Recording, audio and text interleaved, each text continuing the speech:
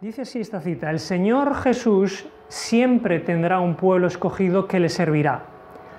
Cuando el pueblo judío rechazó a Cristo, el príncipe de la vida, Él les quitó el reino de Dios y se lo dio a los gentiles.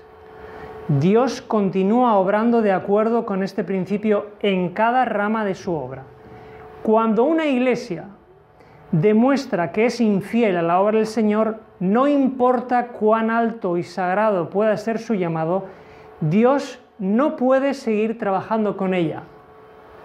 Y sigue la cita diciendo: otros son escogidos entonces para llevar importantes responsabilidades. Pero si estos, a su vez, no purifican sus vidas de toda acción errónea, sino establecen principios puros y santos en todos sus límites, entonces el Señor los afligirá y humillará dolorosamente, y, a menos que se arrepientan, los quitará de su lugar y hará que sean un baldón. Dicho de otra forma, Dios puede tener un pueblo fiel. Dios puede utilizar a esas personas para llevar a cabo una misión, en tanto que son fieles. Porque en el momento que dejan de ser fieles, después de un tiempo de gracia para ese grupo religioso, si dejan de ser fieles, Dios los hace a un lado como a los judíos y utiliza a otras personas para llevar a cabo su obra. ¿Me estáis entendiendo? El hecho de que Dios nos haya elegido como pueblo no quiere decir ya que por el resto de nuestras vidas somos pueblo de Dios porque nos eligió, sino que es nuestra fidelidad la que hace que yo siga siendo pueblo de Dios. ¿Sí? Vale, esto es muy importante porque los judíos hasta el día de hoy no lo han entendido. Hasta el día de hoy.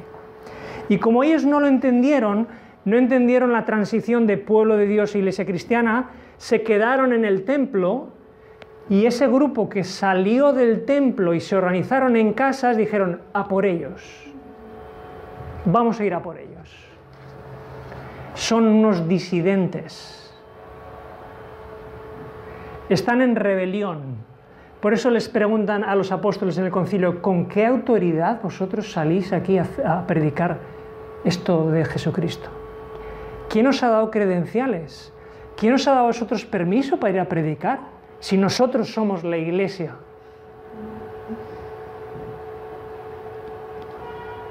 ¿Qué estudios de teología tienes tú para salir a predicar el Evangelio? Esta forma de pensar judía se reproduce al pie de la letra hoy, en el que las organizaciones religiosas pretenden que solo aquellos que están dentro de su estructura tienen la autoridad, el discernimiento y el don de Dios para salir a hacer una obra que ellos no entienden. Por eso los judíos persiguieron a la iglesia de Dios y, como dice el texto, y Saulo asolaba a la iglesia y entrando de casa en casa arrostraba a los hombres y mujeres y los entraba a la cárcel. Observar el detalle que dice de casa en casa. No dice, y Saulo iba de templo en templo persiguiendo a la iglesia de Dios, ni tampoco dice, y Saulo iba a la sinagoga a buscar a la gente fiel para entregarlos a la cárcel. La iglesia de Dios espiritual se había organizado en las casas, no en el templo. Por eso también Pablo va a decir también más adelante en 1 Corintios 15, yo perseguí a la iglesia de Dios. Y por cierto, en Gálatas dice él mismo, el judaísmo perseguía sobremanera a la iglesia de Dios, Gálatas 1:13. Y hoy los cristianos están pensando ir al judaísmo para ver qué nos enseñan los judíos, cuando ellos eran los que perseguían a la iglesia de Dios.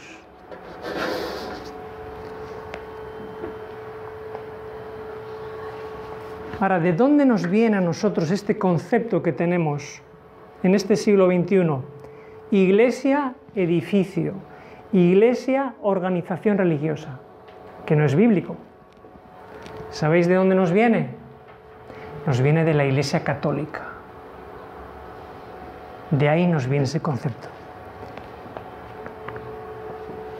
Pero no hay una sola vez en la Biblia donde el concepto de iglesia tenga que ver ni con edificio ni con organización religiosa. Y a veces, aunque nosotros mismos pensamos que somos cristianos, tenemos por herencia de siglos conceptos católicos que no son bíblicos, como este.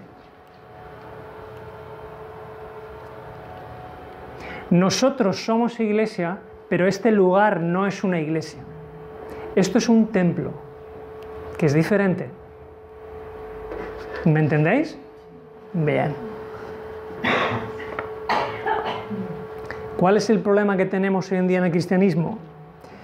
Como la Iglesia Católica fue la primera que dijo, Iglesia Católica, yo soy la iglesia verdadera, todos los demás están perdidos, entonces todas las denominaciones protestantes, no, yo soy iglesia evangélica, no, yo soy iglesia pentecostal. Y hay 50.000 iglesias, 50.000 denominaciones, cuando el concepto de iglesia bíblico no es nada de eso. Es congregación de fieles que adoran a Dios. Y encima, peor aún, la Iglesia Católica que ha inventado este concepto, que se autodefine como la única iglesia, está trayendo a las otras iglesias hacia su iglesia principal, haciéndoles creer que ellos no son iglesia, que la Iglesia Católica es iglesia, y todos los protestantes en pos de la bestia. ¿Os dais cuenta hasta dónde llega el engaño? Cuando no se entiende bien un concepto bíblico y cuando heredamos un concepto que no es bíblico. ¿Cuántos problemas y disputas y prejuicios se evitarían entre los cristianos si realmente tuviéramos claro cuál es el concepto de iglesia?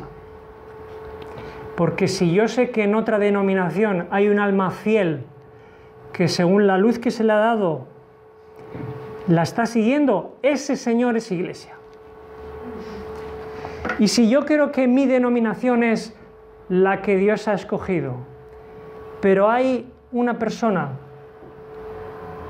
que está viviendo en pecado, me da igual que esta sea la denominación, esa persona no es iglesia.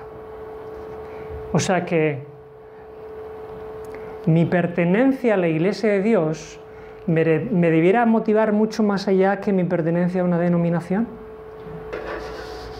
aunque es al revés lo que normalmente ocurre.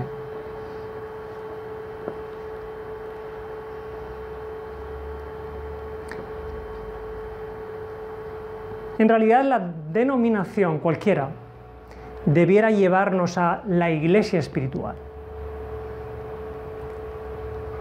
Pero cuando una denominación capta personas sin que esas personas progresen espiritualmente hasta este concepto que estamos compartiendo, esas personas no son más que miembros de una denominación, entre comillas, una pequeña secta cristiana, dominada por los hombres. Y si tú no haces todo lo que se te dice dentro de la denominación, ya empiezas a ser mal visto. O empiezas a ser criticado o perseguido. Porque en realidad Dios quiere que progresemos hasta este concepto de iglesia espiritual que está por encima de todas las denominaciones. Pero Satanás quiere que nos quedemos en la denominación, que no progresemos más que eso.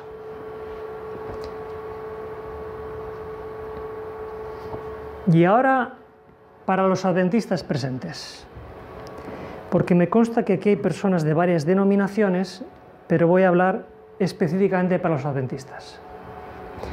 Primera cita que quiero compartir para ellos. No somos salvados como una secta. Ninguna denominación, ¿cuántas dice ahí? Ninguna denominación tiene virtud alguna para que consigamos el favor de Dios. Somos salvos individualmente como creyentes en el Señor Jesucristo.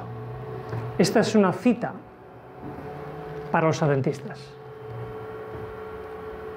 Si creéis que por ser adventistas estáis salvados, estáis confundidos y engañados, porque esa cita inspirada dice: ninguna denominación tiene virtud alguna, lo que quiere decir que por yo ser miembro de la Iglesia Adventista no estoy salvado. Aunque Dios haya utilizado el movimiento adventista, la membresía a esa denominación no tiene virtud, dice alguna. Y por si no lo sabíais, Dios tiene hijos, muchos de ellos en las iglesias protestantes y un gran número en las iglesias católicas, que están más listos que vosotros, podríamos decir ahí, a obedecer la luz y hacer lo mejor que ellos saben, que una gran cantidad de adventistas que guardan el sábado pero que no andan en la luz. O sea que se puede ser adventista, guardar el sábado y no estar andando en la luz, exactamente igual que los fariseos, que guardaban el sábado pero crucificaron a Jesús.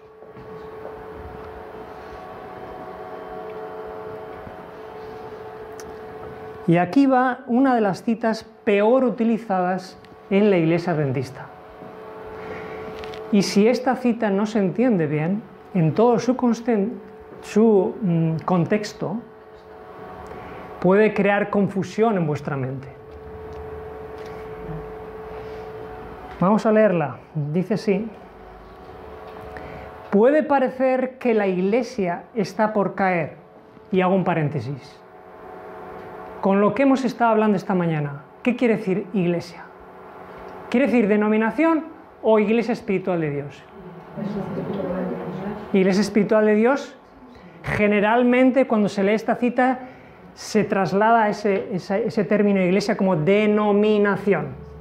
Pero vamos a ver si es denominación, lo que quiere decir ahí, o si quiere decir grupo de fieles, porque esto es muy importante, porque se ha utilizado esta cita aisladamente para decir: mirad, nuestra iglesia nunca va a caer. Da igual cuánto pecado hay en la iglesia, da igual cuánto movimiento ecuménico tengamos en nuestro medio, da igual lo que hagamos, esta cita nos protege y nunca caerá nuestra denominación. ¿Sí o no, los que sois adventistas? Exacto. Bueno, vamos a ver. Dice así: puede parecer que la iglesia está por caer, pero no caerá. Ella permanece en pie mientras que los pecadores que hay en Sión son tamizados, mientras la paja es separada del trigo precioso. Es una prueba terrible y sin embargo tiene que ocurrir. Nadie fuera de aquellos que han estado venciendo mediante la sangre del Cordero y la palabra de su testimonio serán contados con los leales y los fieles, con los que no tienen mancha ni arruga de pecado, con los que no tienen engaño sus bocas. Punto. Segunda de Mensajes Selectos 4.3.6, 4.3.7. Y aquí se terminó la cita, parece ser. Aquí parece que termina la cita. Aquí termina la cita en esa recopilación de Mensajes Selectos, tomo 2, pero la cita no termina ahí, la cita sigue. Y ahora vais a leer la cita en su contexto, que nos va a ayudar a entender qué quiere decir esto. ¿Queréis seguir leyendo la cita en otro lugar donde está entera? Fijaros bien lo que es la iglesia, ¿eh? Vale, preparados. Sigue la cita. Los del remanente, que purifican sus almas obedeciendo a la verdad, obtienen vigor del proceso de la prueba y exhiben la belleza de la santidad en medio de la apostasía circundante. ¿A qué se refería la cita esta cuando dice iglesia? A los del remanente que purifican sus almas obedeciendo a la verdad, que nunca caerán. Nunca caerán. ¿Quiénes son los que nunca caerán? No una denominación. Nunca caerán la iglesia que está edificada sobre la roca. Y dice ahí: y las puertas del Hades no prevalecerán contra ella. Las puertas del Hades no prevalecerán contra el remanente, contra la iglesia espiritual de Dios. Así es como hay que entender qué es la iglesia que no va a caer. Es el remanente de fieles lo que no va a caer. Ahora bien, estamos en tiempo de gracia para las iglesias cristianas, todas ellas. Cientos de denominaciones cristianas. Tiempo de gracia, igual que hubo tiempo de gracia para el pueblo judío, para aquellos que luego pasaron a ser parte de la familia cristiana, de la iglesia cristiana. Estamos viviendo en tiempo de gracia para formar parte de la iglesia espiritual. Pero os digo una cosa que es triste, pero desgraciadamente va a ocurrir así. La inmensa mayoría de los cristianos de este mundo, de todas las denominaciones, sin excepción, se perderán porque no pasarán de su concepto de denominación a iglesia espiritual de Dios. Se quedarán en su denominación oficial, aprobada por el Estado, respaldada con fondos o con ayudas fiscales o como queréis llamarlo. Se quedarán en su mentalidad de denominación integradas en una gigantesca, digamos, estructura cristiana ecuménica, no perseguida, aceptada por el mundo, pero los fieles, los que realmente sean fieles, saldrán de ese movimiento llamado Babilonia para formar parte de la iglesia espiritual de Dios, que nunca caerá, porque será llevada hasta el fin por el Espíritu de Dios.